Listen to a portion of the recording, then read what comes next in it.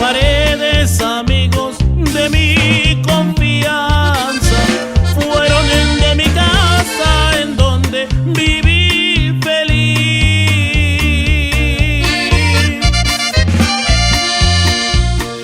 en compañía de mis hijos y mi esposa amada.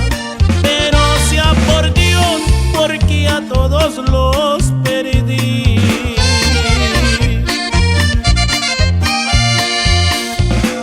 Por la ambición a tener una gran fortuna, al contrabando de lleno me dediqué.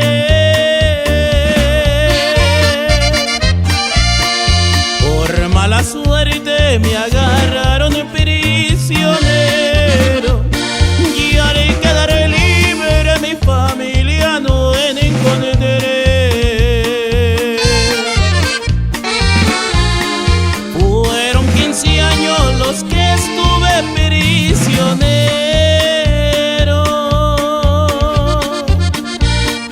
y ni una carta a mi esposa le mandé,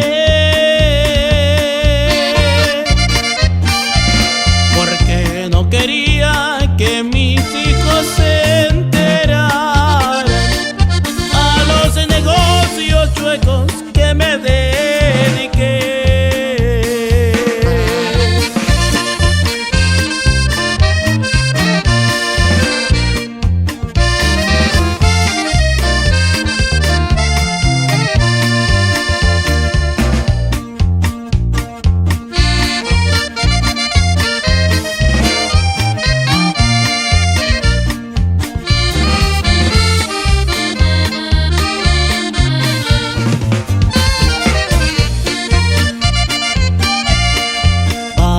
Mis padres se cansaron de esperarme, y noche a noche me echaban su bendición.